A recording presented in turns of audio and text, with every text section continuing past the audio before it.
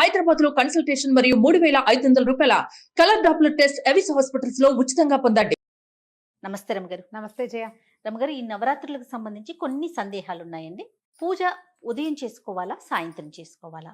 పటాల్ని ఎలా క్లీన్ చేసుకోవాలి? ముందుగానే చేసుకొని పెట్టుకోవాలా? ఏ రోజుకి ఆ రోజే పటాల్ని మనం శుభ్రం చేసుకోవాలి? ఎందుకంటే 9 రోజులు కదా.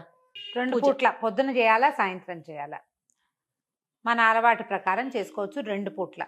విశేషించి సాయంకాల అర్చన చాలా శ్రేష్టం.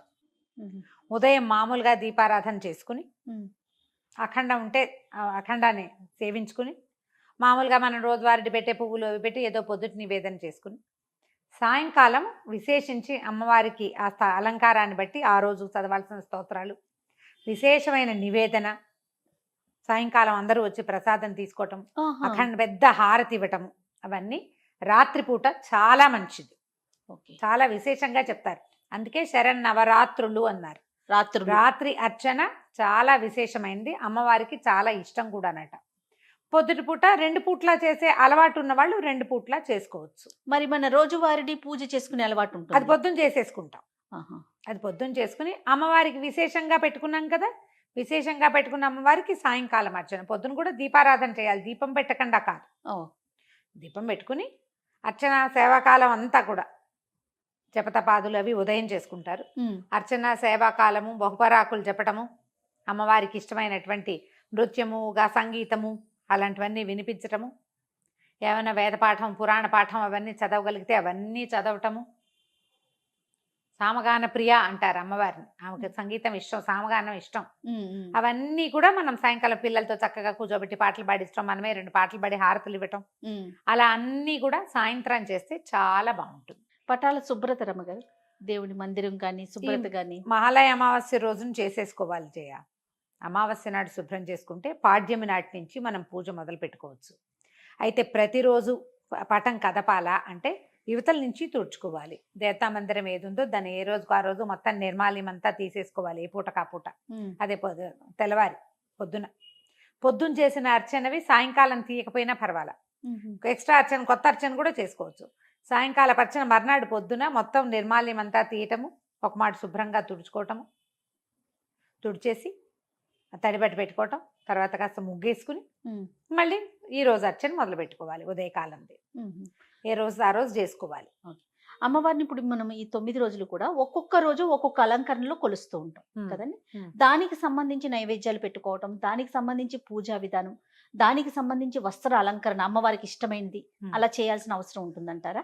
అవకాశాన్ని బట్టి, మీ ఆసక్తిని బట్టి, ఓపిక శక్తి అనుసారం చేసుకోవటమే. 9 రోజులు 9 అలంకారాలు. నవదుర్గా స్వరూపాలలో అయితే ప్రథమం శైలపుత్రి చ, ద్వితీయం బ్రహ్మచారిణి అని స్తోత్రం ఉంది, నవదుర్గా స్తోత్రం. రోజుకొక అమ్మవారిని చెప్పుకోవటము, ఆమెకి సంబంధించిన నైవేద్యం పెట్టుకోవటం. అలా కాకుండా మనకి పెద్దమ్మ గుళ్ళోనో లేకపోతే మన దుర్గా గుళ్ళోనో అవతారాలు వెలయిస్తారు. రోజుకొకటి, ఒక రోజు మొదటి రోజు బాలా త్రిపుర సుందరి, తర్వాత రెండో రోజు గాయత్రి, అలా అన్నపూర్ణ, మహాలక్ష్మి, ఇట్లా స్వరూపాలు చేస్తారు. ఆ స్వరూపం ప్రకారం ఆ రోజు ఉన్న అమ్మవారు ఎవరైతే వారికి సంబంధించిన స్తోత్రం, ఆమెకు ఎలాంటి నైవేద్యం ఇష్టమని మనం దేవాలయాల్లో వింటామో ఫలానా అని మనకేం తెలుస్తుంది? అవును, ఇదే మీకు వాళ్ళు చెప్పారా? అలాంటి ప్రశ్నలు ఎదుర్కొంటూ ఉంటాం. అప్పుడు వాళ్ళు చెప్పక్కర్లేదు, మనం ఊహించుకోవాలి అంతే. లేదా దేవాలయంలో ఏ విశేషం జరుగుతుందో ఆ విశేషం చెప్దాం మనం ఒక వీడియోలో. ఏ రోజు అమ్మవారికి ఏం నైవేద్యం, ఈ నైవేద్యం పెట్టుకోవటం. లేదా ఇవన్నీ మన వల్ల కాదండి, నేను చెప్తా ఇందులో సులువు కూడా. అసలు అవతారాల జోలికి పోకండి, నైవేద్యాల జోలికి పోకండి. ఏది రోజు మీరు ఒకటే చేయగలుగుతారు. ప్రతిరోజు పులిహార చేసి పెట్టండి, మహత్తరంగా మంచిది. రోజు పాయసం చేసి పెట్టండి, మహత్తరంగా అద్భుతంగా ఉంటుంది. ప్రతిరోజు ఇవన్నీ నా వల్ల కాదండి, పులగం ఉండి నైవేద్యం పెడతా, చక్కగా పెట్టుకోండి లక్షణంగా, ఏం పర్వాలా. ప్రతిరోజు 9 రోజులు లలితా సహస్రనామమే చదువుకోండి, 9 రోజులు లక్ష్మీ అష్టోత్తరమే మీకు వచ్చు, అదే చదువుకోండి. రాజరాజేశ్వరి అష్టకమో, అన్నపూర్ణాష్టకమో, లలితా పంచకమో, మీనాక్షి పంచరత్నమో, మీకు ఏది వస్తే ఆ ఒక్క స్తోత్రమే 9 రోజులు చదువుకోండి. వివిధ రూపాలలో అమ్మ అర్చించబడుతుంది, కానీ అర్చించబడే రూపం ఒకటేనమ్మా.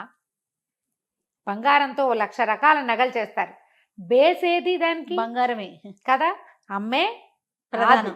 ఆమె ఎక్కడ ఏ స్వరూపంలో ఉన్నా నువ్వు ఏది పాడినా ఆవిడ తీసుకుంటుంది. అంతే అంతే. మీ ఓపికను బట్టి చేసుకోండి. చేయగలిగామా ఇవన్నీ చేయండి. రోజుకు ఒక అలంకారము ఆ గుళ్ళో చెప్తారు, ఫలానా అలంకారం అని, దానికి సంబంధించిన స్తోత్రాలు శుభ్రంగా స్తోత్ర నిధి యాప్ డౌన్లోడ్ చేసుకున్నారంటే దొరికేస్తుంది. అష్టోత్తరం చదువుకోండి. ఏ నైవేద్యమో గుళ్ళో బోర్డు మీద రాస్తారు, పెట్టేయండి. లేదా మేము చెప్తాం, మమ్మల్ని చూసి ఫాలో అవ్వండి. రైట్. అంతే. అయితే ఇక్కడ ఇంకొక ఒక అనుమానం రమ్మగారు, Hmm. ఎక్కడ ఫాలో అవ్వాలి? ఇప్పుడు మనకి విజయవాడ కనకదుర్గమ్మకి ఒకలాగా చేస్తారు 9 రోజులు, ఇక్కడ మన తెలంగాణ పెద్దమ్మ తల్లికి ఒకలాగా చేస్తారు, మన సాంప్రదాయం ఒకటి ఉంటుంది. ఇప్పుడు ఈ ప్రశ్నలు ఎక్కువైపోతున్నాయి కదా, అనుమానాలు చాలా పెరిగిపోతున్నాయండి. ఎవరిని ఫాలో అవ్వాలి? మొదట మీ సొంత సాంప్రదాయం మీ ఇంట్లో ఏదైనా ఉంటే అది, లేదా మీ ఇష్టదైవం, మీరు శ్రీశైలం వెళ్తారా ఎప్పుడు, భ్రమరాంబికని ఫాలో అవ్వండి. ఆవిడకి ఏం చేస్తారో అవి చేసుకోండి. మాకు మళ్ళీ మేము బెదవాడ నుంచి వస్తూ వెళ్తూ అమ్మ వచ్చి పిలుస్తోంది అమ్మని పరిగెత్తుతాం, పైకి కొండెక్కేస్తాం. అలా కావాలంటే కనకదుర్గ గుళ్ళో ఏం చేస్తారో అది చేసుకోండి. మనం హైదరాబాద్లో ఉన్నాం, పెద్దమ్మ తల్లే మనకు ఆరాధ్య దైవత. ఇంత కళ్ళతో ఎలా చూస్తుందో ఆవిడ, కదలనివ్వదు అటు ఇటు. భలే ఉంటాయి కళ్ళు, గుండ్రటి కళ్ళు. అవునవును. ఆమెను ఆరాధించి తలుచుకున్నారా, ఆమె గుళ్ళో ఏం చేస్తారో అలా చేయండి. అసలు అనుమానాలు ఏమిటి, మీరు ఏది తీసుకుంటే అదే. కాకపోతే పంచకోళ్ళ కషాయం చేయబోకండి. ఒకటి ఒక్కళ్ళని ఫాలో అవుట్, వీళ్ళు చెప్పాక మొదలుపెట్టి వాళ్ళు చెప్తే అమ్మో అదేంటో చేస్తే బాగుంటుందేమో అనుకోకూడదు. ముందేం మొదలు పెట్టామో యాంటీబయాటిక్ ఏ డోసు మొదలు పెడితే ఆ డోసు వేసి కంప్లీట్ చేయాలి. రమ్మగారు, ఇప్పుడు మనం రోజువారీ చేసే పూజలోనే మనం దుర్గమ్మని పెట్టుకొని ఈ నవరాత్రులు పూజించవచ్చా, లేకుంటే విడిగా పెట్టుకోవాలండి? మనం చేసుకునే విధానం మనకి ఇంట్లోనే అమ్మవారి దుర్గో లేకపోతే ఏదో లలితాదేవో ఉన్నారనుకో, అక్కడే అర్చన చేసుకోవచ్చు. మీరు అలా కాదు, విడిగా చేస్తాను ఈ అర్చనే అంటే విడిగా పక్కన ఓ పీటేసి, పీటకు చక్కగా పసుపు రాసి బొట్టు పెట్టి, పీట మీద ఓ ముగ్గేసి, కాస్త బియ్యం పోసి, ఒక కొత్త వస్త్రం ఏదైనా వేసి, దాని మీద ఓ లలితదో దుర్గదో మీరు ఏ ప్రతిమా విశేషాన్ని అర్చించదలుచుకున్నారో ఆ వారిని అక్కడ స్థాపించండి. రోజువారీ పూజే, సాయంకాల అర్చన ఇగో కొత్తగా వెలయించుకున్న అమ్మవారికి 9 రోజులు దీక్ష. అంతే.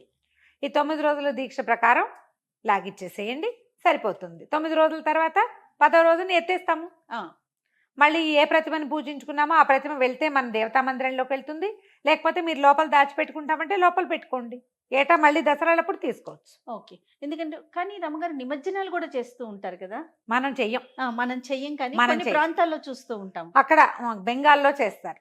వాళ్ళు ప్రతిమని తయారు చేసుకుని మన వినాయకుడిలాగా మేము విసర్జన చేస్తారు. దుర్గా విసర్జన ఉంటుంది వాళ్ళకి, మనకి విసర్జన లేదు. మనం చెయ్యమట్లా. మనం మట్టితో కూడా చేసుకోము దుర్గని. అసలు ఆ దుర్గ ఇట్లాగా ఖడ్గం పట్టుకుని ఉన్నది, ఖడ్గఖేటకధారిణిగా మన దుర్గ ఉండదు అసలు. మనం అలాంటి విగ్రహాలు కూడా ఉంచుకోకూడదు అనుకుంటాం, పెట్టుకోము, చెయ్యము. అవును. మనది ఆ రకమైన ఆరాధనా విశేషం కాదు జయ. వాళ్ళని చూసి చేద్దాం అనుకోవద్దమ్మా. మన పద్ధతి మనదే. మన పద్ధతి మనదే. వాళ్ళు చేసినట్టుగా ధూపాలు వేయాలి, వాళ్ళు చేసుకున్నట్టుగా నాట్యం చేయాలి, అలాంటివి చెయ్యొద్దు. అసలు అది ఎందుకు చెయ్యాలి? మనకు ఒక విధానం ఉంది కదా. మనకి ఏది లేదనుకోండి, పోనీ అదేదో బాగుందని, ఏదో వాళ్ళ ఫ్యాషన్ బట్టలు వేసుకున్నట్టు పూజలు చేయొచ్చునా? అంతే అంతే, చేయకూడదు అట్లా. అవునండి. మన విధానం కాదు, మనం విసర్జన చెయ్యము. ఏమిటి ఇప్పుడు కొన్ని ఊళ్ళల్లో కూడా అమ్మవారిని పంపిస్తారు, సాగనంపటం అనేది ఒక పద్ధతి. పూజలు చేసి అమ్మవారిని దిగబెడతారు, నదిలో దిగబెట్టడం అంటారు. అసలు అది పద్ధతి ఉంది. ఈ తూర్పు వైపు బాగా చేస్తారు. శ్రీకాకుళం, నర్సీపట్నం ఆ ఊళ్ళల్లో అమ్మవారిని నిలబెట్టి విశేషంగా అర్చన చేసుకుని కొన్ని రోజుల పాటు పెడతారు. మండపాలేనా? మండపమే, చాలా పెద్దగా అమ్మవారి జేజం చేస్తారు. తర్వాత అమ్మవారిని దిగబెట్టడం. వాళ్ళది బెంగాల్కి దగ్గరగా ఉండటం వల్ల అటువైపు కదా, వైజాగ్కి ఒరిస్సా అటు సైడ్ చేస్తారు కాబట్టి మన విధానం అది కాదు. మనం ఇది ఇంట్లో ఉన్న అర్చన, లేదా ఒక పటం పెట్టుకుని అర్చించుకోవచ్చమ్మా. అంతకంటే విశేషాలకు వెళ్ళకండి. నా సలహా అయితే అది. కాంప్లికేషన్ చేసుకోవద్దంటారు, చాలా సింపుల్ గా భక్తి శ్రద్ధలతో. అంతే.